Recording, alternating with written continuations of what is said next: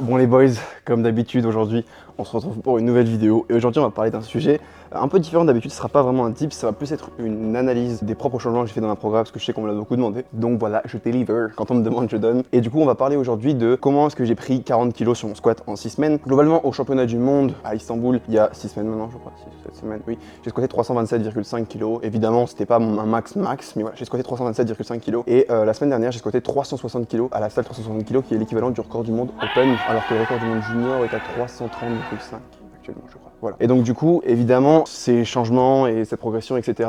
Ne vient pas de nulle part, etc. Je m'y attendais. Et du coup, je vais expliquer, comme ça a fait quand même pas mal d'émules, d'où vient ça, pourquoi, quelles sont les choses que j'ai mises en place pour en arriver là. Donc du coup, dans un premier temps, techniquement, il y a beaucoup de choses qui ont évolué, pas forcément changé, mais évolué. Comme je le dis toujours, pour moi, la technique, c'est quelque chose qui doit en permanence évoluer, peu importe le niveau que vous avez, il y a toujours des optimisations à faire, on peut toujours faire mieux. Et donc du coup, il faut toujours être apte et essayer de se remettre en question sur la plupart des choses que vous faites techniquement pour optimiser votre technique. La première chose que j'ai optimisé, c'est vraiment le bracing. Je le dis toujours, j'en parle très souvent, mais j'ai fait un gros travail sur le bracing pour réussir du coup à rester crunché tout en cherchant un petit peu d'extension au niveau lombaire pour pouvoir mieux ancrer mon bassin, et ça m'a vraiment beaucoup aidé déjà à choper la depth, donc arriver à descendre assez bas tout en gardant une position en fait stable et une position dans laquelle je me sentais fort et gainé, comme on le dit souvent. Donc dans cette position là, je me sentais vraiment plus stable, j'arrivais mieux à encaisser la charge, je me sentais plus solide, et ça m'a vraiment beaucoup aidé d'un point de vue positionnement. J'ai aussi mis un gros point d'honneur sur le fait de garder mon poids de corps au milieu de mon pied, du coup de bien gérer mon équilibre sur, du coup, comme je le dis toujours, le 3x33, donc 33% sur le gros dos de pied, 33% sur la face latérale du pied et 33% sur le talon. J'ai vraiment mis un gros point d'honneur là-dessus, à bosser là-dessus pour que du coup je puisse faire en sorte de le garder aussi bien que possible, mon équilibre et mon poids de corps du coup bien répartis sur mon pied, et ça m'a beaucoup aidé aussi. Et enfin, j'ai vraiment bossé sur le fait de gérer la position de la barre sur le dos en adaptant du coup mon grip, ma largeur. J'avais tendance à la fin, avant les championnats du monde du coup à Istanbul, de vouloir resserrer mon grip pour créer plus de tension au niveau du dos, ce qui fonctionnait pour créer plus de tension. Malheureusement, encore une fois, comme souvent je le dis, il faut pas forcément, on va dire, tunnel vision, donc se focus sur une seule chose dont on veut faire améliorer, mais plutôt sur une globalité. Et malgré le fait que ça me permettait d'être beaucoup plus solide au niveau du dos, j'avais tendance du coup à plus pousser la barre vers le haut et à globalement bien placer ma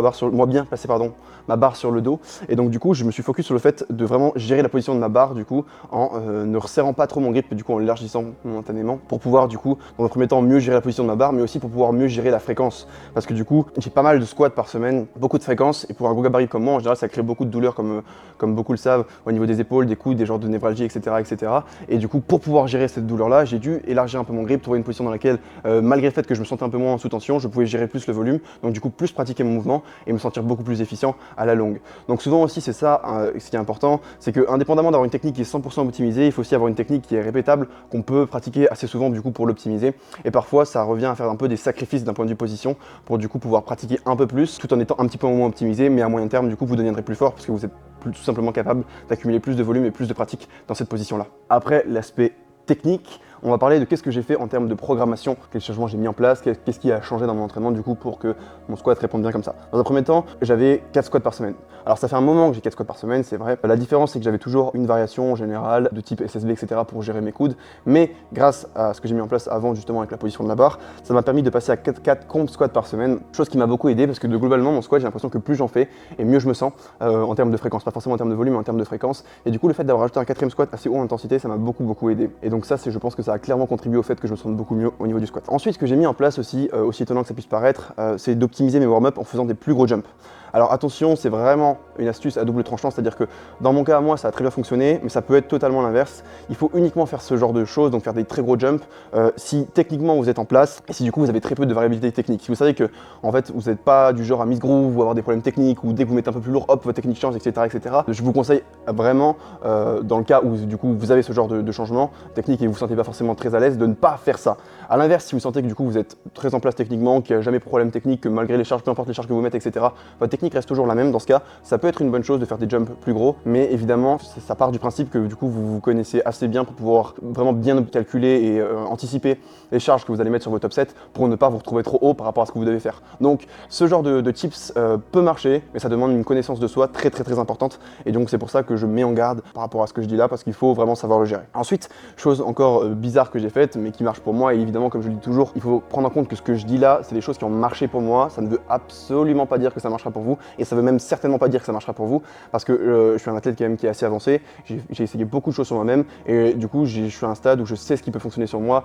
via mon intuition, via tout ce que j'ai pu essayer, etc., etc. Et la plupart des choses qui fonctionnent sur moi fonctionnent pour une raison bien précise, qui ne correspond pas forcément à la vôtre, ou en tout cas à votre profil. Donc voilà. Ce que j'ai fait du coup, c'est que j'ai fait 95% environ de mon volume au-dessus de RPE8 et en top 7. Donc voilà, j'avais 4 squats par semaine avec à chaque fois un top 7 et 0 back-off. Et donc ça a vraiment changé par rapport à d'habitude où j'avais pas mal de back-off, notamment avant les championnats du monde, et très peu d'intensité sur mes top 7. Je me sentais pas forcément mal comme ça, mais en faisant l'inverse et du coup en me passant beaucoup de mon volume sur un top 7, ça m'a vraiment beaucoup aidé. Mais encore une fois, si vous avez tendance à perdre vos repères techniques, du coup à changer votre technique, je vous conseille de ne pas faire ça, puisque du coup vous allez avoir peu de pratique de manière générale, donc peu de répétitions, ce qui va vous demander d'être très efficient à chaque fois que vous faites votre technique. Et donc du coup, si vous êtes en apprentissage technique et que vous n'êtes pas encore très avancé, c'est sûrement une très mauvaise idée. Moi, pourquoi est-ce que j'ai fait ça? Parce que justement, j'ai remarqué que sur les back-off, j'avais tendance à perdre mes repères techniquement et du coup à changer ma technique au fur et à mesure des back-off, notamment dû au fait que j'avais aussi mes douleurs à gérer au niveau des épaules, etc., etc. Et en fait, au fur et à mesure des back-off, j'étais techniquement de pire en pire et donc du coup, ça me faisait pratiquer une technique qui n'était pas celle que je faisais sur mes top 7. Et donc c'est pour ça que j'ai décidé de répartir, on va dire, une grande majorité de mon stress sur mes top 7 de manière à pouvoir toujours pratiquer la même technique sur mes top 7. Donc voilà, par rapport à ça. J'avais environ 80-90% de mon stress total, donc mon indice de stress total au squat, sur des top 7 avec beaucoup d'intensité. Et quand je dis beaucoup d'intensité, c'est certes la charge, même si la charge en soi n'était pas très haute en elle-même par rapport à ce que je pouvais faire, mais c'était surtout en termes de hype et de focus. En fait, j'arrivais à la salle vraiment avec comme objectif de progresser sur mes top 7 et c'est ça qui changeait. Du coup, je mettais beaucoup d'intensité dans ces top 7, ce qui faisait que du coup, j'avais encore plus un gros in-road, donc j'ai perdais encore plus de force si derrière je devais faire des back-off, vu que j'avais vraiment utilisé une grande partie de mon énergie, que ce soit mentale ou physique, sur mes top 7. Aussi, ce que j'ai mis en place, c'est une grosse progressivité de semaine en semaine avec un deload très amoindri. Donc en fait, j'avais un temps de deload, donc de pivot très petit, et j'avais une grosse progressivité, donc je commençais mes blocs très bas et je les finissais très haut, très bas évidemment par rapport à ce que je pouvais faire en théorie, et je les finissais très haut, ce qui me permettait d'avoir un deload très court, en général moins d'une semaine, et donc du coup je pouvais mon bloc aussi très court, mais avec une grosse progressivité, donc entre la semaine 1 et la semaine 2, je pouvais avoir des jumps de plus 15-20 kg sur le même format, avec le même top 7, juste parce que du coup je commençais assez bas, et je faisais des gros jumps de semaine en semaine, et ça, encore une fois, ça m'a bien servi, et je me sentais vraiment bien de cette manière-là, et donc ça m'a permis de vraiment plus pousser mon squat. Évidemment, comme j'ai dit, du coup ça me permettait vraiment de limiter la durée de mes deloads, vu que mes blocs ne duraient pas longtemps, mes deloads n'avaient pas besoin de durer longtemps, et en plus de ça, vu que je commençais mon bloc bas, mon stress au début du bloc était en général plus bas qu'à la fin du bloc, ce qui faisait que ça avait un peu office de deload, en tout cas ça me permettait, de même si j'étais pas totalement remis de mon bloc d'avant, de pouvoir entre guillemets reprendre et me relancer dans le bloc d'après. En plus de ça, ce que j'aime bien par rapport à ce changement et pourquoi est-ce que j'aime bien du coup faire des introductions entre guillemets assez basses par rapport à des pivots ou des deloads, c'est qu'on a tendance un peu à moins subir une introduction qu'un deload. Je sais pas si vous avez remarqué ça, mais souvent quand on est en deload, c'est le moment où vraiment on se sent extrêmement fatigué, alors que c'est le moment où on est censé récupérer. Et en fait, c'est parce qu'on relâche un peu la pression du bloc, où on a accumulé de la pratique, accumulé de la fatigue, etc. Et on avait des objectifs, où on se dit, ok, maintenant je suis en deload. Et quand on a un peu cet état d'esprit-là, en général, on a tendance vraiment à se crouler en fait sous la fatigue, à subir beaucoup plus la fatigue que si on se dit, là je suis en introduction. Donc en fait, on commence mon bloc, je me prépare pour mon bloc, et donc dans ce cas, on a souvent un état d'esprit assez différent, on arrive dans la séance avec vraiment un état d'esprit différent qui, en général, nous permet de mieux gérer, mieux appréhender la fatigue qu'on peut avoir du bloc d'avant, et du coup, moi je sais que personnellement, ça m'a beaucoup aidé avec ça, parce que je me sentais moins mal, on va dire, sur ma semaine d'introduction que j'aurais pu l'être si j'avais appelé ça un deload. Donc ça c'est purement, on va dire, mental, en tout cas de mon approche d'esprit à la séance, mais ça a aussi un petit rapport physique avec l'aspect que je commençais mon bloc très bas. Donc voilà pour l'aspect programmation. Et évidemment, il y avait aussi autre chose qui s'est passé, alors tout simplement par rapport à la diète, donc le point numéro 3. Après les mondes, quand je suis rentré du voyage, etc., du cut, etc., j'avais perdu beaucoup de poids et j'étais environ à 101 kg, il me semble, 101, 102 kg. Donc j'étais très bas en bodyweight en tout cas pour moi, et c'est ça qui m'a fait que mon squat était aussi bas par rapport à d'habitude, et c'est ça qui a fait que j'ai pu aussi autant progresser dans ces 6 semaines, c'est que j'ai pris environ, 5 kg sur ces 6 semaines, et donc je me suis retrouvé en fin du deuxième bloc à environ 107, 108 kg. Donc globalement j'ai pris environ 5 kg sur ces deux blocs, sachant que mon poids de forme est en général à 107, 108 kg. Donc justement je suis remonté à mon poids de forme et ça a forcément beaucoup aidé, le fait d'être en gros surplus calorique et d'avoir une grosse progressivité au terme par rapport au poids de corps, ça m'a vraiment beaucoup aidé à me donner encore une fois de l'élan dans le bloc, ce qui correspond bien avec du coup le fait que j'avais fait des gros jumps de semaine en semaine. Ça vraiment d'un point de vue diète, ça a vraiment beaucoup impacté ma forme et je me suis senti vraiment bien, tout simplement parce que j'ai pris 5 kg en 6 semaines. Donc c'est évidemment à mettre en perspective, sachant que je commençais déjà d'un niveau plus ou moins élite, vu que j'ai squatté 2,5, enfin 3 kg de moins que le record du monde actuel en junior, et je suis passé du coup jusqu'au record du monde open. Évidemment, comme je dis toujours, j'ai pris 40 kg sur mon squat, donc objectivement, parce que j'ai commencé à cette charge-là à 320 kg et que j'ai fini à 360, donc j'ai pris 40 kg. Mais ce qu'il fallait savoir, c'est que au moment où j'ai squatté les 320 kg, je pouvais déjà faire plus, je l'ai juste pas fait. Et donc c'est ça qu'il faut mettre en perspective. J'ai pas réellement pris 40 kg sur mon squat, mais en tout cas, au début du bloc, j'ai squatté 320 kg et j'ai fini à 160 kg, donc on peut bien dire que j'ai pris 40 kg sur mon squat, et ces 5 kg de poids de corps y ont clairement contribué. Pour finir, il y a aussi quelque chose que j'ai beaucoup changé. Comme je l'avais dit, j'avais des gros top sets, et c'était en fait 90% de mon entraînement, concrètement en tout cas au squat, sur mes séances. Et donc du coup, j'ai eu vraiment une approche différente d'un point de vue mental sur mes séances, chose qui peut être honnêtement très contraignante si vous faites pas forcément du haut niveau, vous n'êtes pas très compétitif, parce que je me mettais une énorme pression avant chaque séance pour performer sur mes top 7, et donc ça me prenait beaucoup d'énergie, ça me fatiguait énormément, mais ça a bien fonctionné. C'est un peu encore une fois à mettre en perspective, parce que c'est quelque chose qui peut fonctionner, mais c'est quelque chose qui n'est pas forcément durable, parce que comme j'ai dit, je me mettais vraiment beaucoup de pression, et donc ça me boostait pour mes séances, pour mes top 7, pour en fait me forcer à performer sur mes top 7, mais ça me coûtait beaucoup d'énergie dans ma journée, et c'était très épuisant. C'est pas facile en fait de vivre avec autant de stress, ou en tout cas de se mettre autant de stress dans sa vie de tous les jours. Donc voilà, c'est vraiment à prendre avec des guillemets et à appliquer, on va dire à individualiser en fonction des gens, parce que ça peut être une très mauvaise idée. D'autant plus que certaines personnes réagissent très mal au stress, et donc en fonction des gens, ça peut être vraiment une mauvaise idée. J'avais un beaucoup plus gros focus sur le top 7, comme il représentait 90% de mon entraînement, comme je l'ai dit, et j'avais tendance en fait à pousser l'intensité et m'obliger entre guillemets à faire une certaine charge que je m'étais prévu de faire sur le top 7. Alors comme j'ai dit, c'est à double tranchant par rapport à ce que j'ai dit avant, mais aussi tout simplement au fait que je me connais extrêmement bien, je sais ce que je vaux, je sais de quoi je peux progresser de semaine en semaine, et comme j'avais une grosse progressivité avec des RPE bas qui remontaient au fur et à mesure du bloc, ça me permettait de faire des gros jumps sans overshoot, et c'est là où il faut faire très attention. Si vous ne connaissez pas et si vous n'avez pas un peu cette grosse progressivité, notamment avec le fait que j'ai pris du poids, etc., et que vous pouvez créer vraiment un grand élan dans le bloc, le fait de vouloir faire des gros jumps, ça peut être une très mauvaise idée, puisque vous allez tout simplement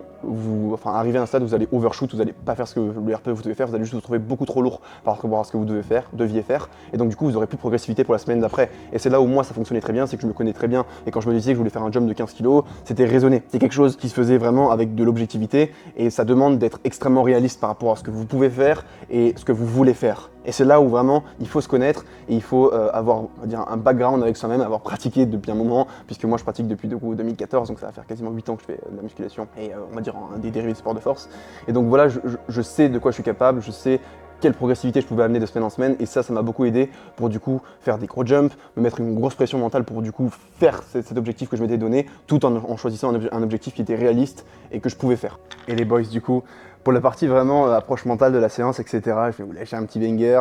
C'est l'instant pub, mais ce qu'il faut savoir, c'est que du coup, il y a deux compléments, vous connaissez, que j'ai utilisé du coup pour mes séances et qui m'ont vraiment aidé à avoir cette approche où j'étais vraiment focus sur mon top 7, c'était vraiment le truc principal, et j'arrivais là-bas avec vraiment, enfin voilà, c'était dans ma tête et je pensais qu'à ça. Et vraiment, il y a deux choses qui m'ont aidé vraiment à du coup plus me focus, à être vraiment genre au taquet sur mon top 7, etc. Chose où j'avais du mal, j'avais tendance à me sentir fatigué et pas forcément à avoir l'envie, entre guillemets, c'est un grand mot hein, parce que j'ai toujours envie de progresser, mais vraiment à me mettre dedans et être à 100% dedans. Et du coup, il y a un truc qui m'a vraiment aidé, c'est le Alpha Pre-Workout que je prenais à chaque séance. Bon, évidemment, déjà la caféine, ça a des capacités de concentration, mais honnêtement, la formule globale est grave cool, et je me sentais vraiment focus. Genre, à partir du moment où je prenais mon pré-workout, c'était aussi un petit rituel, vous savez, où genre je mettais ça dans l'eau, et genre, au moment où je commençais à boire mon pré-workout, c'était le moment où voilà, j'étais focus, je me mettais dedans, et franchement, ça m'a beaucoup aidé d'instaurer cette routine. Et en plus, les gars, franchement, le goût Blue Raspberry est incroyable. Donc ça m'a beaucoup aidé. Et le deuxième cheat code, les électrolytes. Il faisait très chaud ici à Montpellier, il fait toujours chaud d'ailleurs, hein, mais même indépendamment de ça, le fait d'avoir les électrolytes, etc., j'avais vraiment l'impression que, parce qu'il faut savoir que tous les minéraux, etc., ont vraiment un rôle important dans tous les échanges, en gros, de la création de neurotransmetteurs, les échanges, les contractions musculaires, etc., tout ce qui a un rapport avec le nerveux dans le corps. Et le fait de prendre ces électrolytes avant ma séance, en tout cas, je sais pas si c'était placebo ou pas, mais je sais que ça m'a vraiment beaucoup aidé à, encore une fois, avoir ce focus et à pouvoir vraiment me dire, voilà, mon but c'est ça, et d'être vraiment à fond dedans, et du coup de pouvoir tenir vraiment ce focus pendant tout l'échauffement de mon squat et jusqu'à mon top 7. Et je sais que voilà, ces deux compléments là, du coup les électrolytes et le Alpha Pre-Workout m'ont vraiment beaucoup aidé pour ça. Voilà aussi ce que j'ai mis en place par rapport à l'approche mentale. Donc voilà les boys, je pense avoir fait le tour avec ces 4 points sur en fait qu'est-ce qui m'a permis d'aller chercher cette progression là qui est quand même assez incroyable, parce que même moi ça m'a surpris, hein. Je m'attendais pas à progresser autant quand j'ai commencé le premier bloc et d'arriver à 360 au squat, qui pour moi est une barre vraiment énorme, et j'étais très content de le faire. Donc évidemment je m'arrête pas là maintenant, je suis très content d'avoir fait ça, mais ce n'est que le début, on continue de bosser. Vous connaissez la mentale, bah voilà, vous avez toutes les clés, vous connaissez en gros qu'est-ce que j'ai mis en place pour progresser, vous connaissez ce que j'ai mis en place pour progresser au niveau du squat. Et donc du coup, comme d'habitude les boys, Silent Worker, le lien dans la bio, MyProtein, le lien dans la bio. D'ailleurs, ce week-end, je tourne une vidéo avec MyProtein ici au Roots Gym, salle où je m'entraîne. Et alors cette vidéo sortira dimanche, donc ça sera après, mais j'ai réussi à vous négocier les gars une exclue du coup pour le jour d'après, de midi, donc de samedi midi à dimanche midi, il y aura 38% de réduction sur le site MyProtein. Dommage, la vidéo sera après. Mais voilà, mon lien dans la description. Si vous voulez aller choper des trucs du coup Silent Worker ou MyProtein, n'hésitez pas. Comme d'habitude, likez, abonnez-vous, partagez. Ça aide vraiment la chaîne en ce moment. Il y a de plus en plus de monde qui arrive sur cette chaîne et ça fait grave plaisir. Donc je sais que vous contribuez à ça, donc continuez, vraiment ça m'aide beaucoup. Que du love et à la prochaine.